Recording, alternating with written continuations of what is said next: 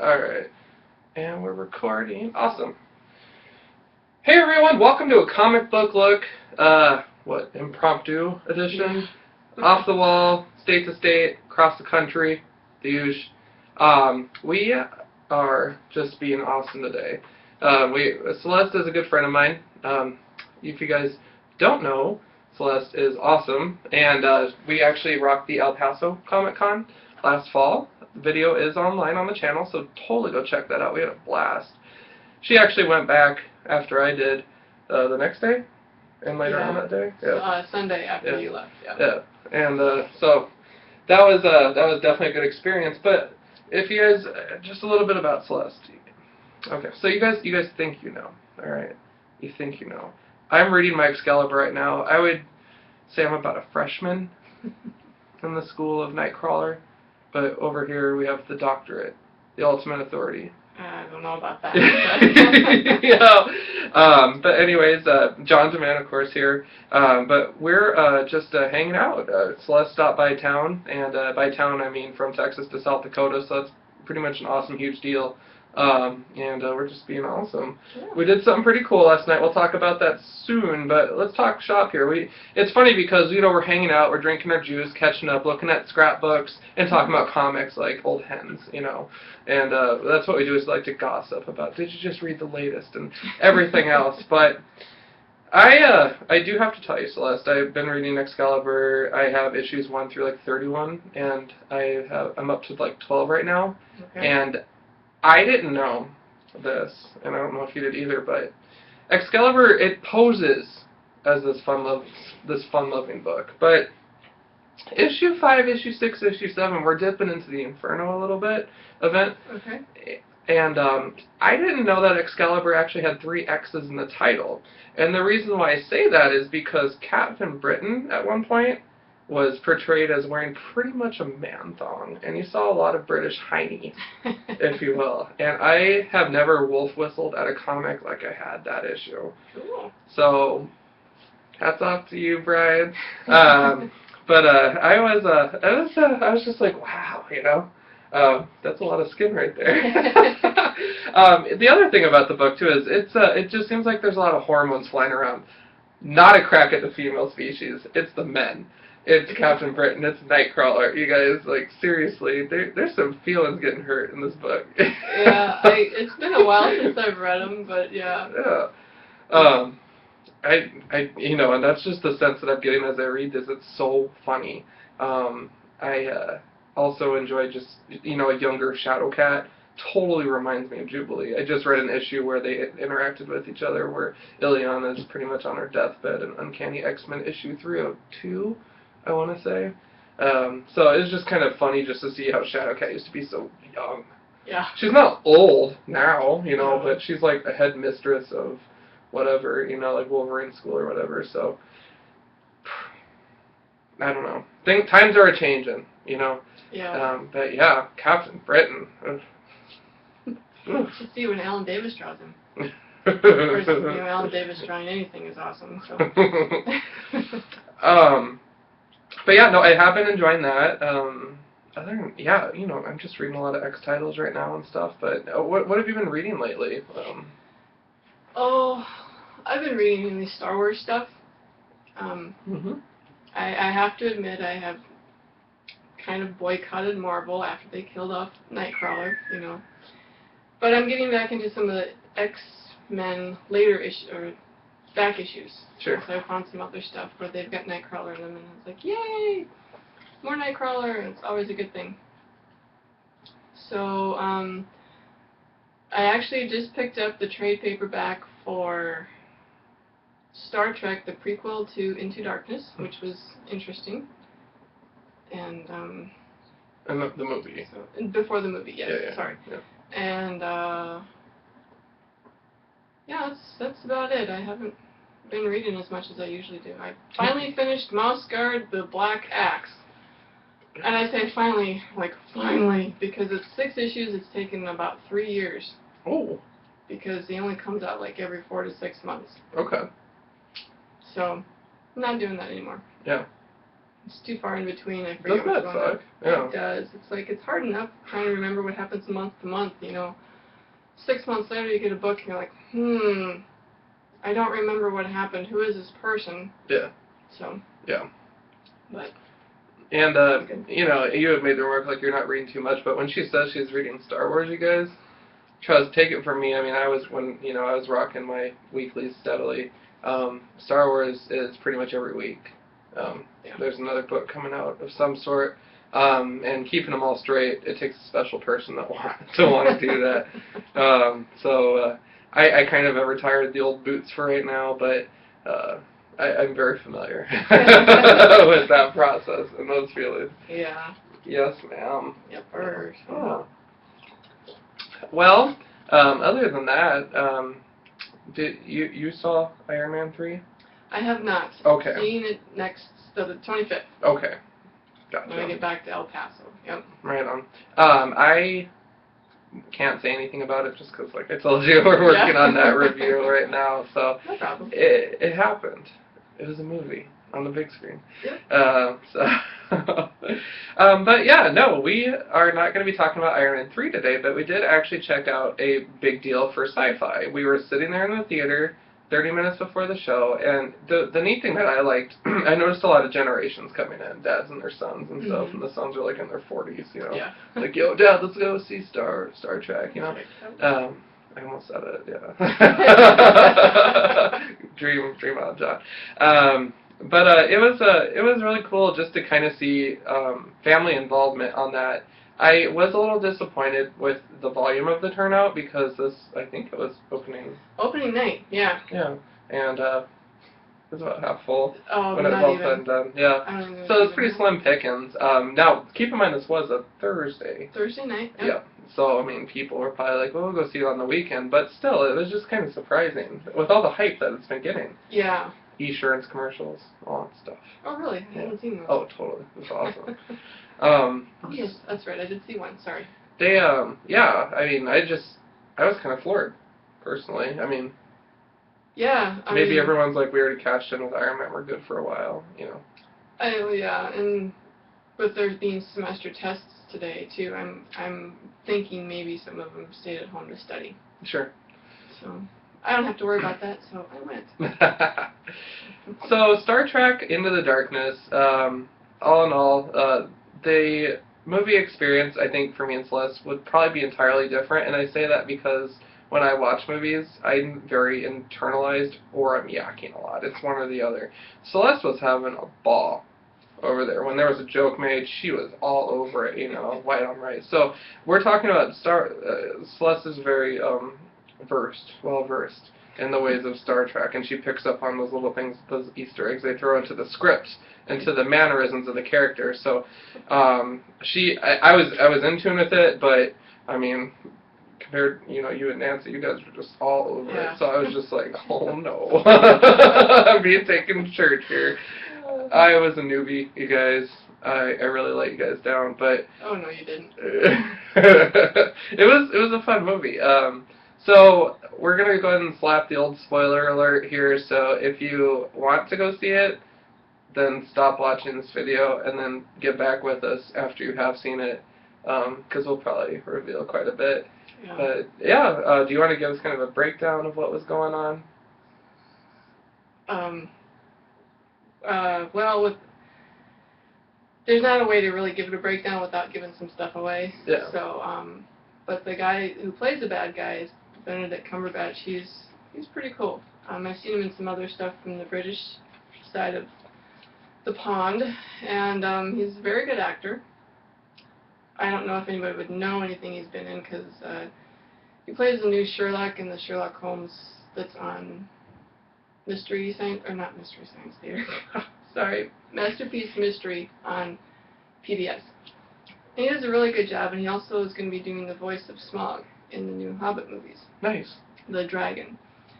And he's just this super being kind of guy, and if anybody watched Star Trek before, you'll You'll know who he is as soon as he says his name. I didn't see his name coming at all because it doesn't look anything like the guy who played the character. Can we just spoil it though?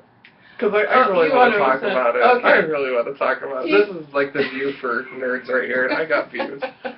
Okay. He reveals that he is Khan. And I did not see that coming at all because he looks nothing like Ricardo Montalban. How did you feel about that reveal? As far as how it was done, or Just in general. When he said, "I am Khan." I don't know. I was a little surprised, I guess, because I didn't remember that he was a super being and he had all that extraordinary things going on with him. Yeah. I was expecting a former Starfleet officer, honestly. Right. Just because of his looks, he's clean cut and everything. Exactly. I mean, Khan previously was something more of an elf, ALF, mixed with an 80s hairband member, you know, and then you're giving us this guy that I would go buy a few beers with, you know, and then he's like, "I'm Khan."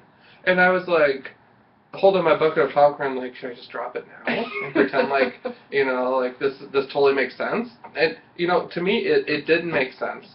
I have very few complaints about this film, but that is one of them. Just because, I guess, I feel like I need to go back and watch that movie now, where he's actually in it, so I can get my facts straight. But from what I recall, this really doesn't match up at all. When did you guys previously met? Okay, would you cheat on a golf game or something? Piss him off? Like, what? I don't understand that there was a connection in that other film, because these are to serve as prequels, right? As a young Kirk. So when you get into old Kirk, are in that movie? Are they like, we're BFF? No, you stole my beanbags? Khan actually showed up in the original series on an episode. Okay. And but was that their first time meeting? That's the first time meeting was during the 5-year mission. And so this was completely out of continuity. Well, insofar as they hadn't been on their 5-year mission yet. Yeah. Yes. Don't like it. But because in the series, and I don't remember a whole lot of it because I only saw it one time. He was defeated by Kirk, and then they stranded Khan and his whole crew on Study Alpha 5. Mm-hmm. And then they never went back to check on him. And when they left him there, it was like the idyllic place to leave them. You know, it was a forest and everything they needed was there. And then in Star Trek II, The Wrath of Khan is when they actually finally got to City Alpha 5. And that's when they found, you know, the Dune world kind of thing, where it's blowing sand, everything was very inhospitable. And that's when, I can't remember the captain who was with Chekhov when they found it, but Chekhov's like, Botany Bay. Botany Bay, we have to get out of here! Because that's when he remembered that that's what Khan was in, the Botany Bay, the shuttle bay, or the shuttlecraft. So, but you also have to remember, even though it's out of context, this is an alternate reality. Here we go. You know how I feel about those. This is exactly the kind of nonsense that I want us to avoid. On the website that hosts us, Inveterate Media Junkies, there was a mention of kudos to Marvel Studios for making all these movies that have continuity because it makes sense to Joe Schmo out there. Like, for you to be able to say, this is an alternate reality, that's cool. For me, I'm a lesser nerd in this instance. I'm like, what? And then if you grab, like, you know, Barbie just leaving the salon and tell her, hey, Star Trek, when you take your 5 kids, it's an alternate reality, so don't think it's anything that you watch with your parents or whatever. You know, like, why can't we have things that are in continuity on something of this scale? Because Star Trek is a big deal. Yeah. You know, so for me, that was kind of a kick in the balls. That's one thing I did not like about it. Yeah. My take. I know you're more easygoing on it. I'm very picky about stuff like that. But. Yeah. I'm sorry. I'm trying to think here how to explain it, because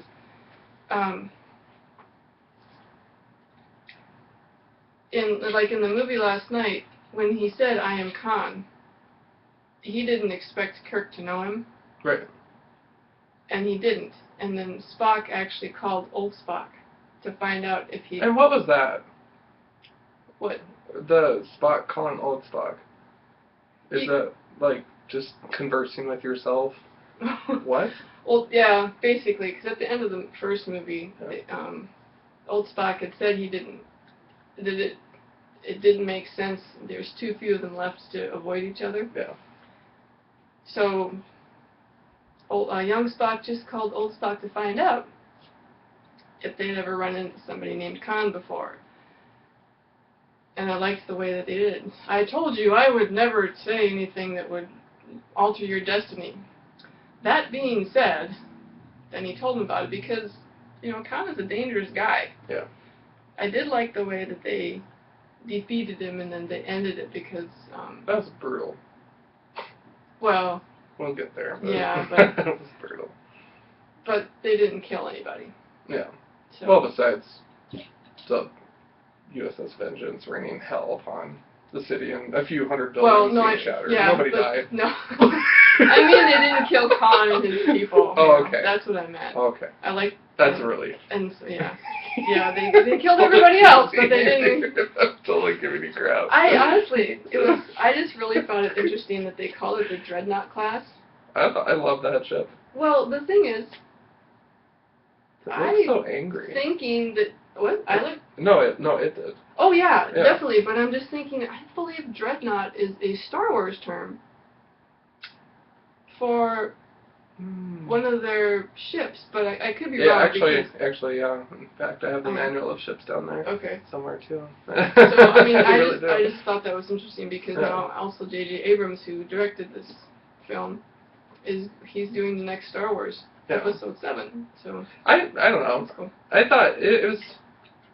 There are a lot of positive things about the movie, though. First of all, emphasizing the importance of wanting to just go out there and explore versus being completely dominating and kick-ass with the big ship. The big ship. Yep. Whether or not that thing would be able to hold up to Klingons, however, is another story. Yeah. Because Klingon technology can be very awesome at times. It can.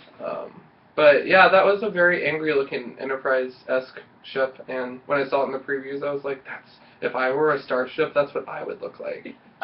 Big and evil. Yeah, and it was huge compared to just the Star. The Enterprise was like, oh crap, Big Brother's here. I know it wasn't quite as big as the ship that the Romulans had in the first one. Yeah. But it was no small, little tiny thing either. It was 2 or 3 times the size of regular Enterprise. Yeah. Safe to say. And it was funny because they mentioned design for minimal crew, and I'm like, oh, it makes sense, I guess. Yeah. It's just, it was very interesting. Mm-hmm. So, there were lots of good things, though. So we talked about, the concept of wanting to explore versus being dominating. Other than that, powerful character portrayals for Spock, I would say. Done very tastefully, kind of a relief, actually. So I did appreciate that. They really rained on the humor, but in a logical way. So, people were cracking up because people know Spock is just like that. The relationship between him and the communications gal, was entertaining as well. Mm-hmm. In the normal series, I guess I never really picked up on that. It's because it wasn't there. Yeah. She, Christine Chapel, the nurse Chapel, is the one who was always after Spock. Okay. In the series. So that was completely off the wall when it came out in the last movie. I was like, whoa, I didn't see that one coming. That's not right. There were some positive things, though, about the movie, too. First of all, the young doctor was,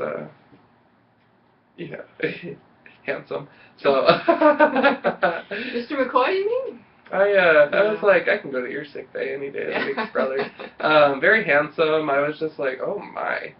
So definitely, shout out to that.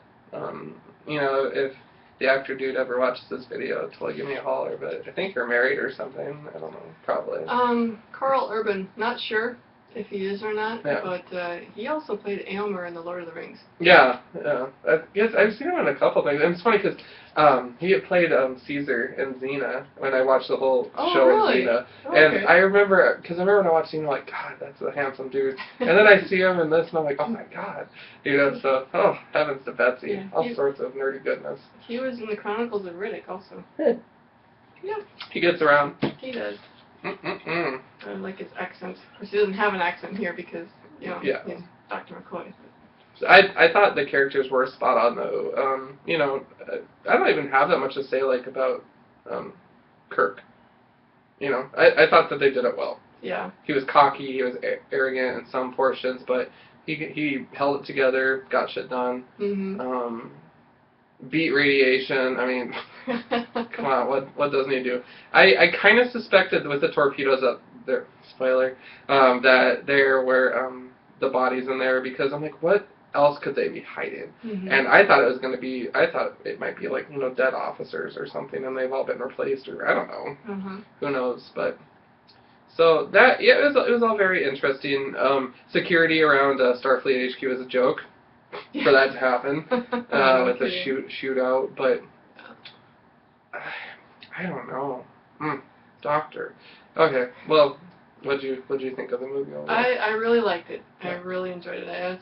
The interesting thing is because they do the replay of Spock and Kirk with the radiation thing, and I remember reading someplace that when Spock in the original movie, when Spock puts his hand up in the V, Shatner can't do that. Yeah. So when they did it last night, Kirk had put his hand up, and then when Spock put his up in the V, then Kirk moved it to be a V also. And I was like, because I remember reading, they want me to do that, but my fingers won't do that. What Shatner was saying. But no, I really liked it. I really enjoyed it. I want to see it again. Yeah. And there are a lot of people just raining praise on it in the theater. I didn't hear any grumbling or anything, certainly. So I think it did pack a bit of a wallop for the Trekkies out there. Unfortunately, I'm not one of them. I like my Borg, and that's pretty straightforward. So. I like Scotty. Scotty's pretty do. cool. Yes, I do. I like Scotty. But I don't know. Yeah, shout out to the doctor again. But all in all, if I were to give it a rating on our beer scale, out of 6 beers, I'd give it a 4, I think. And the other 2 so I could help them with Doc later. There you go. Yeah. I'd give it at least a 4. Yeah. Possibly even a 5. But it's fun. I enjoyed it. I enjoyed it very much. Oh, it's fun. And other than that, Celeste did stop by, and she brought me some goodies, which are super awesome. You want to give us some background on these? I'm totally excited about them. Oh, well, for free comic book day down at El Paso at Daxi Boy Toys, they had sales on pretty much everything that they had in their stores. So I found this little Mini-Mates Alpha Flight. Yes. It's got North Star, which I know is John's favorite Alpha Flight dude. And so I was like, I have to get that for John. Totally, you guys gotta check that out. It's awesome. And I'll take up-close pictures, too, and post it on Twitter and stuff. I'm gonna totally hang this up back here with my Alpha Flight tribute, which is all action figures and a patch and all sorts of fun stuff. So, thank you, dude. Totally. It'll represent. Oh, you're welcome. And then the other one is they had Kerrigan Mahan, who plays Goldar from the Power Rangers. And he was there signing autographs, so I got one for John, too. I don't know where I'm supposed to hold it. Oh, yeah, dude. So. Fold it up. And just so you guys know, in Silver Sharpie it says, John, you're the man. So shout out to Goldar. Thank you, bro. Us baddies, we gotta stay together, you know? So yeah, it was fun. It was a good day. That's awesome. Other than that, I think we've been on good behavior with reading and stuff. So nothing really new to talk about. I don't know. No, I just reread the Draco storyline from X-Men, which is when Azazel was getting all of his his kids together to try to get a portal back so he could bring himself and his army back from, well, basically hell, I believe, is where he's been living after he was put there by the angels. So that was good. I liked that one. And that's that Nightcrawlerology, you guys. Yes. It tells all about Nightcrawler, which is, and that's the storyline that I had not read before the X-Men First Class came out. And I remember working, and people were like, well, who's the red guy? Is that Nightcrawler's dad? And I was like, no, they don't know who Nightcrawler's dad is. And then I got schooled when I got to the comic book store, and I'm like, what is this? And they're like, no, it was a storyline. Well, how did I miss this? So, oh my goodness. I found it, so I now know the truth. I know what's going on. So that's why I say I'm not really the master, or the doctorate or whatever. So you're totally close though. Okay. Because I'm so far from it, dude. But I'm gonna keep reading my Excalibur, X Factor, X Force, etc. Catch up on all my backstock, and I'm gonna be learning a lot from Tom's collection too. So I hope to be a little bit more well-rounded. I mean, I already am, but with comics. So yeah, cool. Well, we thank you guys just for spending a little bit of time with us. We wanted to chat with you about Star Trek, and totally excited about these goodies. And of course, they're going to add to the Nerd Room swag. So it's getting full in a good way. So I totally dig it. But hope you guys had an awesome week. Check that movie out, and if you haven't seen Iron Man 3, get familiar. We'll post a review up about that soon enough. Other than that, I totally just have a good week. Hang out with your friends, have a beer, keep it comics for sure. Live long and prosper.